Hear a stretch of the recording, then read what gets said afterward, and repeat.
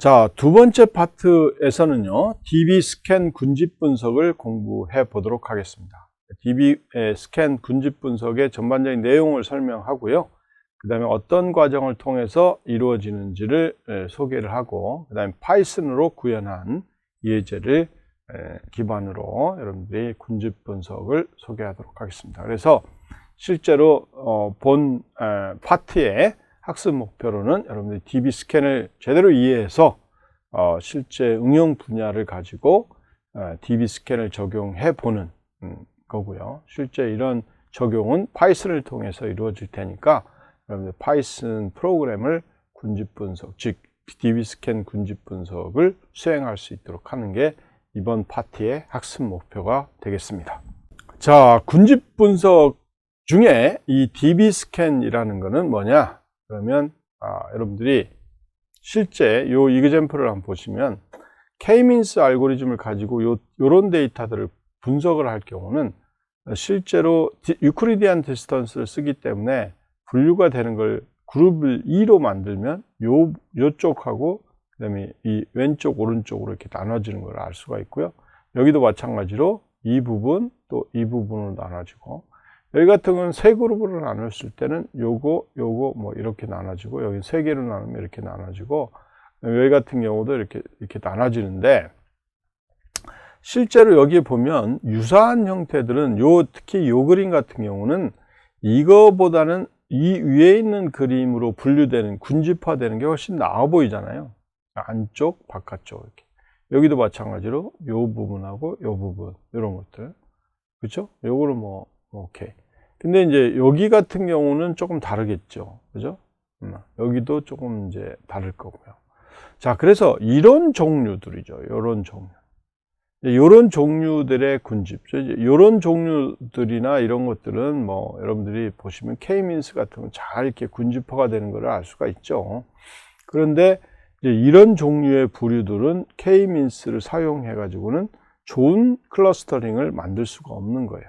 그래서 이제 아이디어를 낸 게 뭐냐면 이 density based spatial clustering of application is noisy.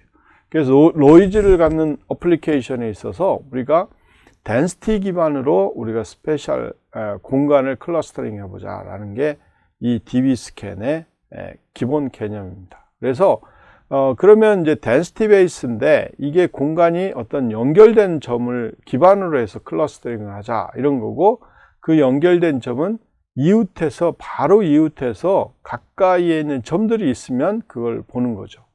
그래서 이웃의 밀도가 일부 임계값을 초과하는 한 주어진 클러스터를 계속 확장해 나가자라는 거예요.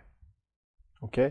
그래서 뒤에서도 설명하겠지만 어떤 특정한 점을 선택했을 때 그 점에 바로 이웃한 아주 가까이에 있는 점들이 있으면 그 점을 선택해서 우리가 같은 클러스터로 구분해보자 라는 게 그 DB 스캔의 기본적인 아이디어입니다. 그래서 실제로 이제 맥의 변수가 두 개가 필요한데요.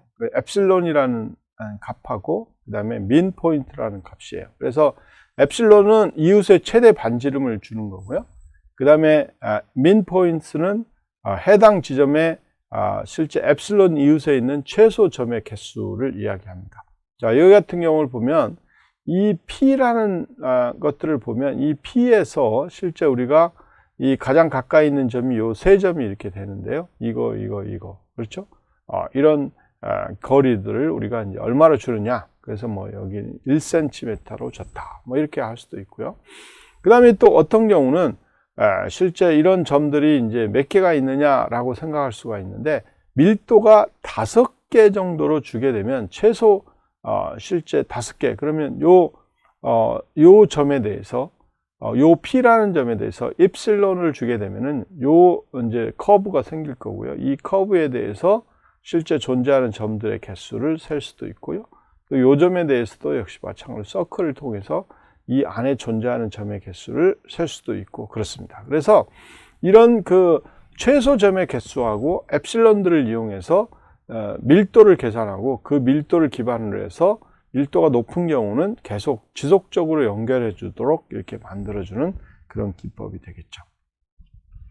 그래서 여기 보면 코어 객체가 엡실론 이웃의 최소점에 수를 충족하는 객체다 이렇게 판단이 되면 객체 Q는 코어라는 객체로 집어넣겠다라는 거죠. 자, 이렇게 이제 여러분들이 분류할 수 있도록 만들어주는 그런 형태가 되겠어요.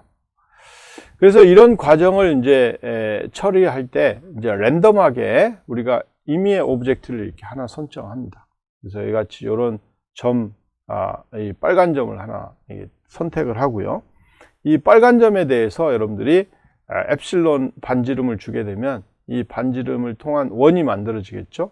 그럼 원에 걸치는 그런 점들이 몇 개가 있는지 이걸 판단하는 거죠. 그러면 여기 같은 경우 하나, 둘, 셋, 네 개 이렇게 이제 주어져 있는 거죠. 자, 이렇게 되어 있으면 여기서 이제 여러분들이 엡실론의 바운더리에 있는 점을 하나 선택하면 이제 빨간 점이 이렇게 되겠죠. 빨간 점이 있으면 또 빨간 점에서도 역시 마찬가지로 똑같은 과정을 거쳐갑니다.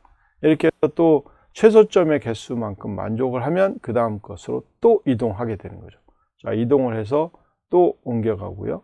또 이동을 해서 또 옮겨가고요. 이렇게 이제 옮겨가는 그런 방법을 우리가 db스캔이라고 이야기를 합니다. 그래서 db스캔을 여러분들이 이제 실제 파이썬으로 구현할 때는 from sklearn cluster import dbscan 이렇게 해주시면 되겠고요.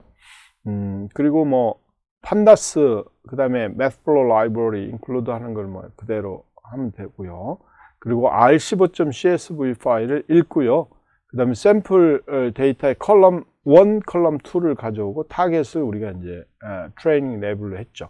자, 여기에 db스캔의 엡실론 밸류를 이제 주는 게 중요하죠. 0.6이라고 줬고요.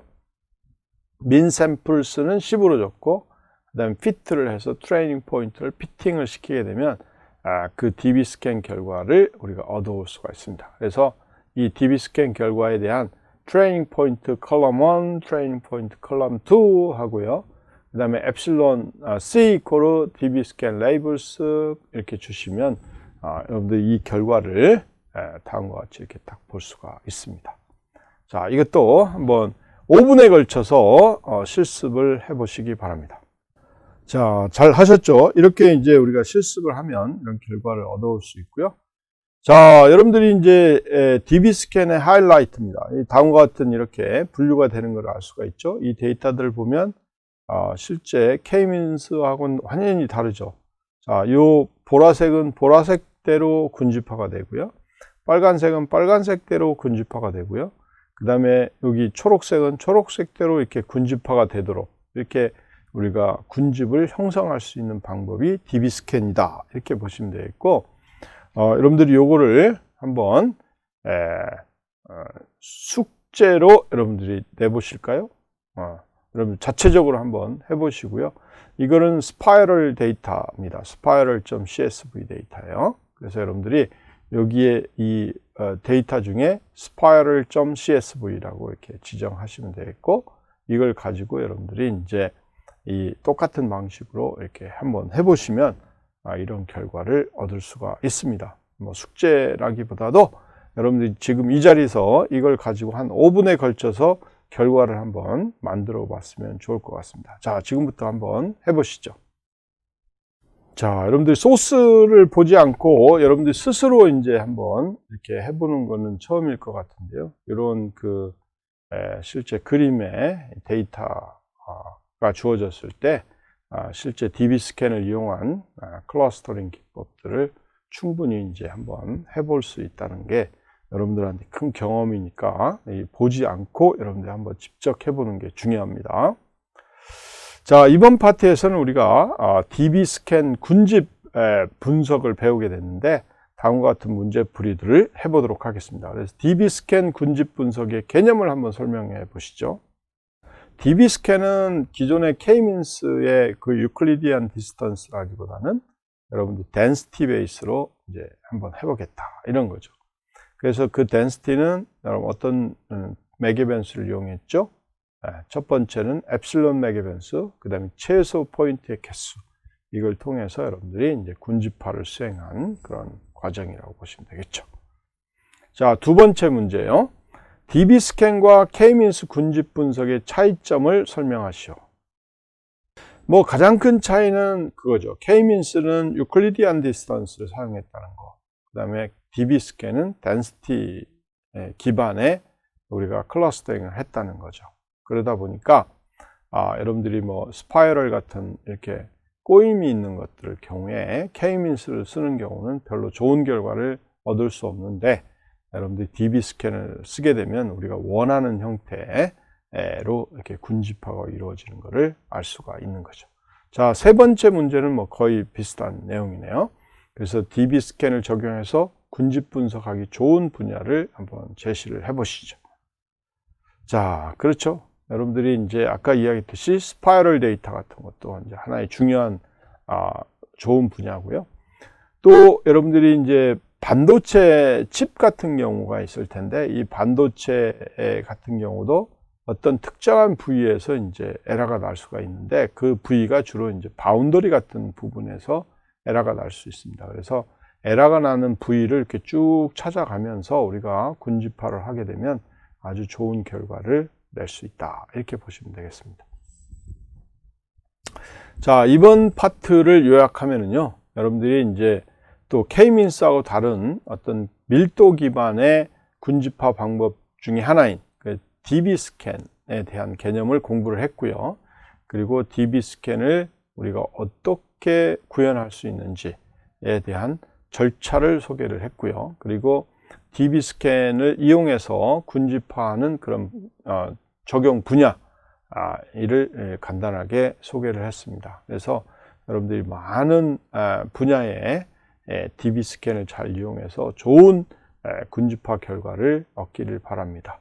예, 수고하셨습니다.